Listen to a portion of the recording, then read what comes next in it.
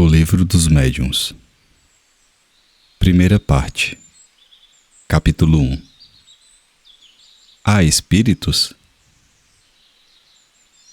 A dúvida no que concerne à existência dos espíritos tem como causa primária a ignorância acerca da verdadeira natureza deles. Geralmente são figurados como seres à parte na criação e de cuja existência não está demonstrada a necessidade. Muitas pessoas, mais ou menos, como as que só conhecem a história pelos romances, apenas os conhecem pelos contos fantásticos com que foram acalentadas em criança. Sem indagarem se tais contos, despojados dos acessórios ridículos, encerram algum fundo de verdade, essas pessoas unicamente se impressionam com o lado absurdo que eles revelam. Sem se darem ao trabalho de tirar a casca amarga para achar a amêndoa, rejeitam o todo, como fazem relativamente à religião os que, chocados por certos abusos, tudo englobam numa só condenação. Seja qual for a ideia que dos espíritos se faça, a crença neles necessariamente se funda na existência de um princípio inteligente fora da matéria. Essa crença é incompatível com a negação absoluta deste princípio. Tomamos, consequentemente, por ponto de partida, a existência, a sobrevivência e a individualidade da alma, existência, sobrevivência e individualidade que tem no espiritualismo a sua demonstração teórica e dogmática, e no espiritismo a demonstração positiva. Abstraiamos por um momento das manifestações propriamente ditas e, raciocinando por indução, vejamos a que consequências chegaremos. Desde que se admite a existência da alma e a sua individualidade após a morte, forçoso é também se admita, primeiro, que a sua natureza difere da do corpo, visto que, separada deste, deixa de ter as propriedades peculiares ao corpo. Segundo, que goza da consciência de si mesma, pois que é passível de alegria ou de sofrimento, sem o que seria um ser inerte, caso em que possuí-la de nada nos valeria. Admito isso, tem-se que admitir que essa alma vai para alguma parte, que vem a ser feito dela e para onde vai. Segundo a crença vulgar, vai para o céu ou para o inferno. Mas onde fica o céu e o inferno? Dizia-se outrora que o céu era em cima e o inferno no embaixo.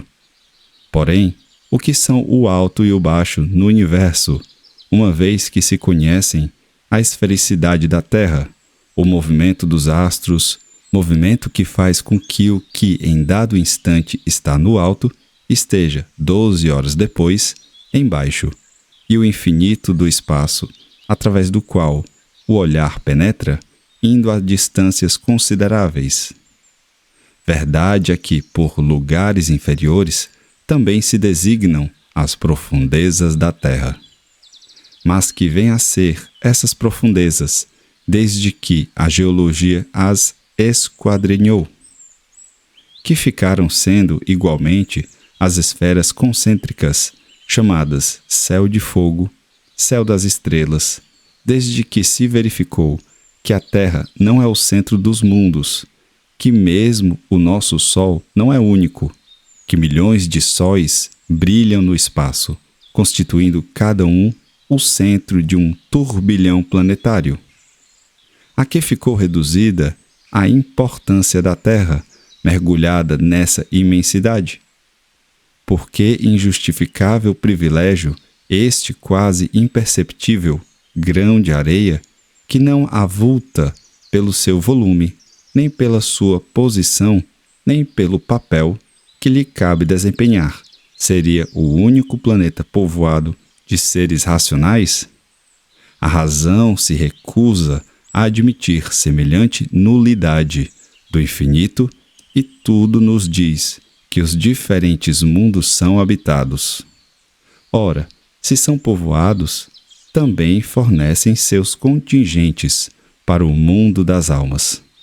Porém, ainda uma vez, que terá sido feita dessas almas, depois que a astronomia e a geologia destruíram as moradas que se lhes destinavam e, sobretudo, depois que a teoria, tão racional da pluralidade dos mundos, as multiplicou ao infinito?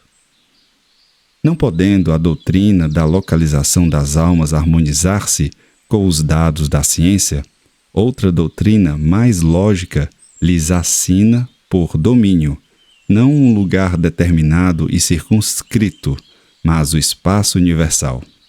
Formam elas um mundo invisível, no qual vivemos imersos, que nos cerca e acotovela incessantemente.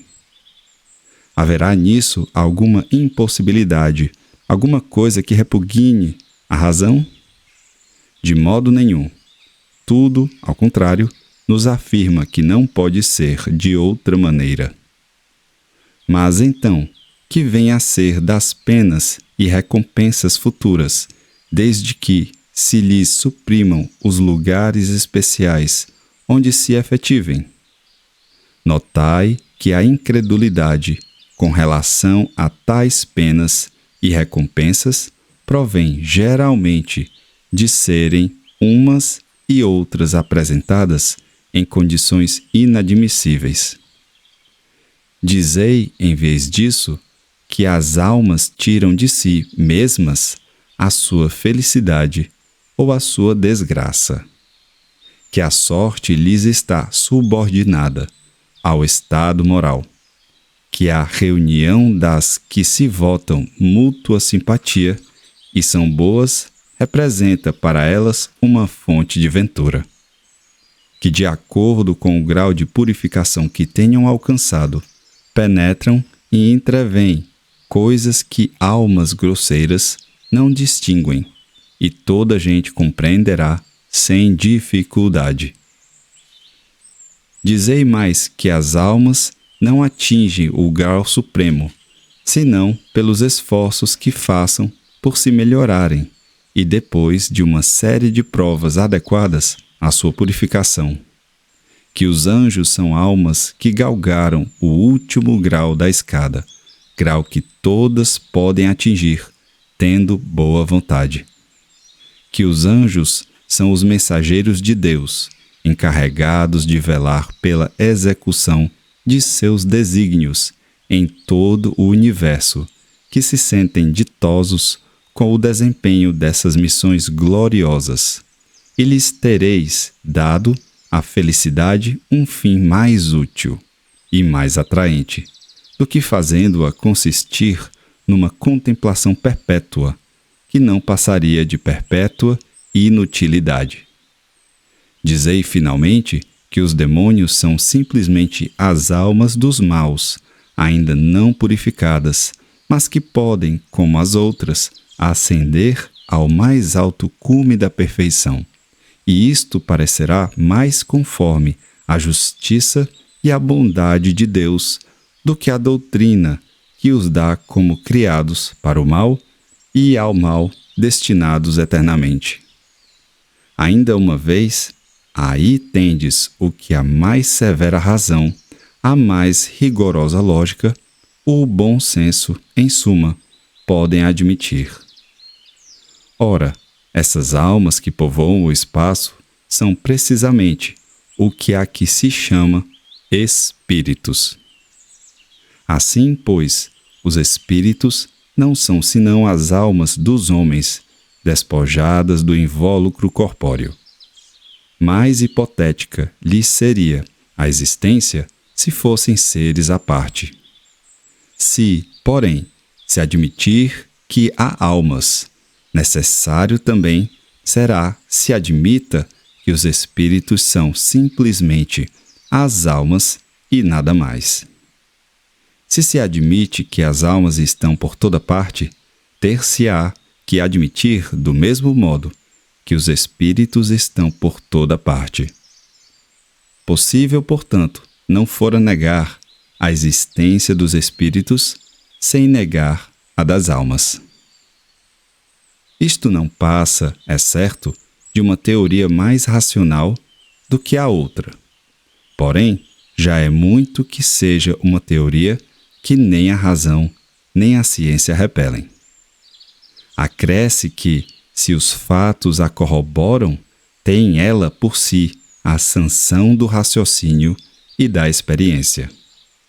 Esses fatos se nos deparam no fenômeno das manifestações espíritas, que assim constituem a prova patente da existência e da sobrevivência da alma. Muitas pessoas, há, entretanto, cuja crença não vai além desse ponto, que admitem a existência das almas e, conseguintemente, a dos espíritos, mas que negam a possibilidade de nos comunicarmos com eles, pela razão, dizem, de que seres imateriais não podem atuar sobre a matéria. Esta dúvida assenta na ignorância da verdadeira natureza dos espíritos, dos quais, em geral, fazem ideia muito falsa, supondo-os, erradamente, seres abstratos, vagos e indefinidos, o que não é real. Figuremos primeiramente o espírito em união com o corpo. Ele é o ser principal, pois que é o ser que pensa e sobrevive. O corpo não passa de um acessório seu, de um invólucro, uma veste, que ele deixa quando usada. Além desse invólucro material, tem o espírito, um segundo, semimaterial, que o liga ao primeiro.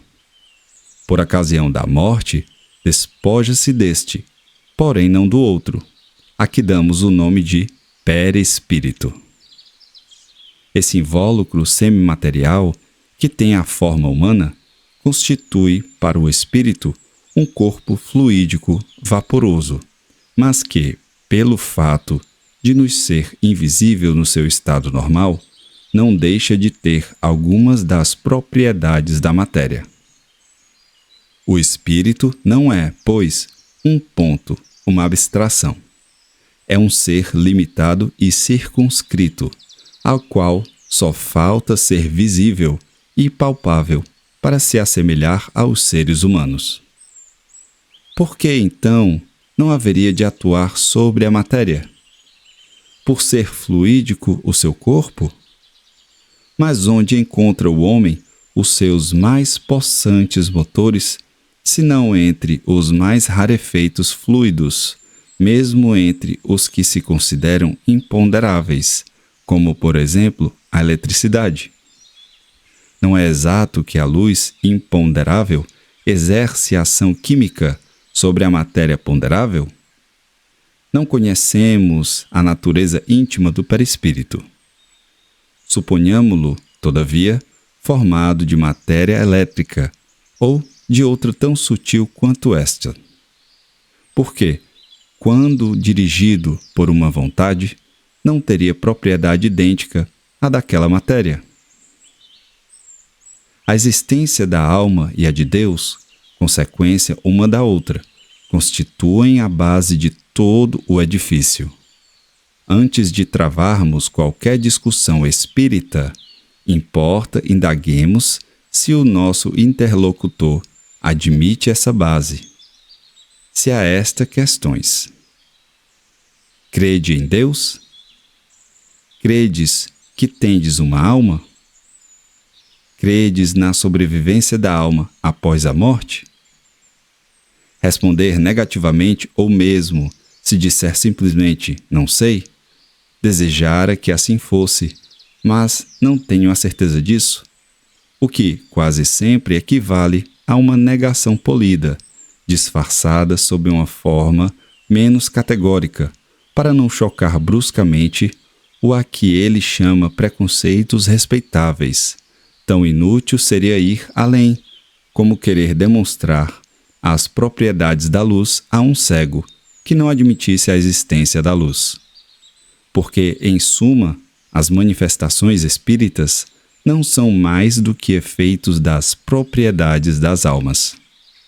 Com semelhante interlocutor, se não quiser perder tempo, ter-se-á que seguir muito diversa ordem de ideias. Admita que seja a base não como simples probabilidade, mas como coisa averiguada, incontestável.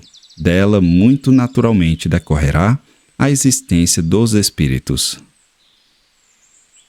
Resta agora a questão de saber se o espírito pode comunicar-se com o homem, isto é, se pode com este trocar ideias.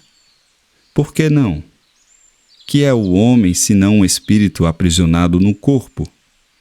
Por que não há de o espírito livre se comunicar com o espírito cativo, como o homem livre com o encarcerado?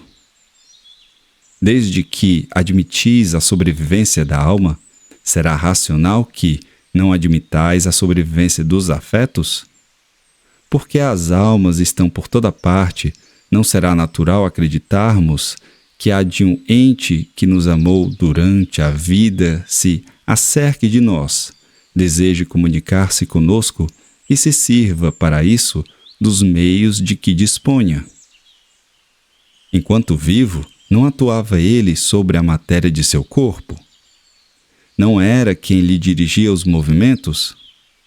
Por que razão, depois de morto, entrando em acordo com outro espírito ligado a um corpo, estaria impedido de se utilizar deste corpo vivo para exprimir o seu pensamento, do mesmo modo que o mudo pode servir-se de uma pessoa para que fale, para se fazer compreendido?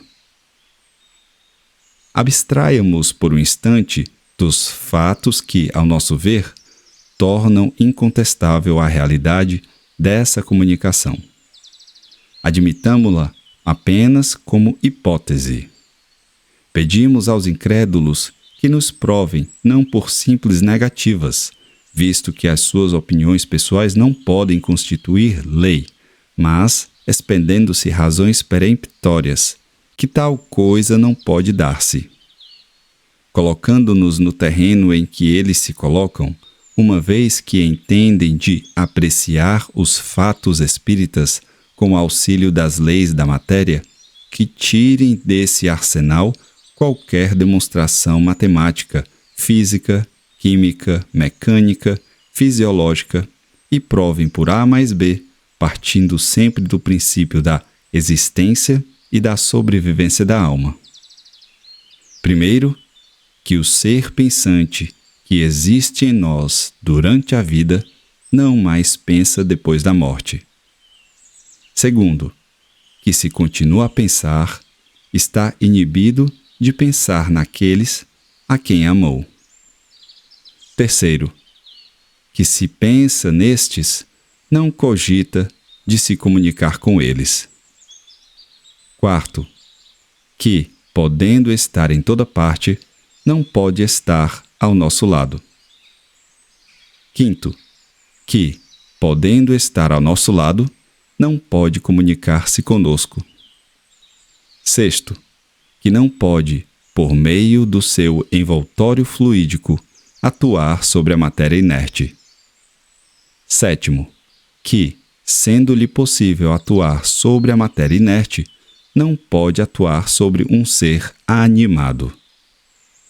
Oitavo, que, tendo a possibilidade de atuar sobre um ser animado, não lhe pode dirigir a mão para fazê-lo escrever. Nono, que, podendo fazê-lo escrever, não lhe pode responder às perguntas nem lhe transmitir seus pensamentos. Quando os adversários do Espiritismo nos provarem que isto é impossível, aduzindo razões tão patentes quais as com que Galileu demonstrou que o Sol não é o que gira em torno da Terra, então poderemos considerar-lhes fundadas as dúvidas. Infelizmente, até hoje, toda a argumentação a que recorrem se resume nestas palavras: não creio, logo isto é impossível. Dir-nos-ão, com certeza, que cabe a nós provar a realidade das manifestações. Ora, nós lhes damos, pelos fatos e pelo raciocínio, a prova de que elas são reais. Mas, se não admitem nem uma nem outra coisa, se chegam mesmo a negar o que veem, toca-lhes a eles provar que o nosso raciocínio é falso e que os fatos são impossíveis.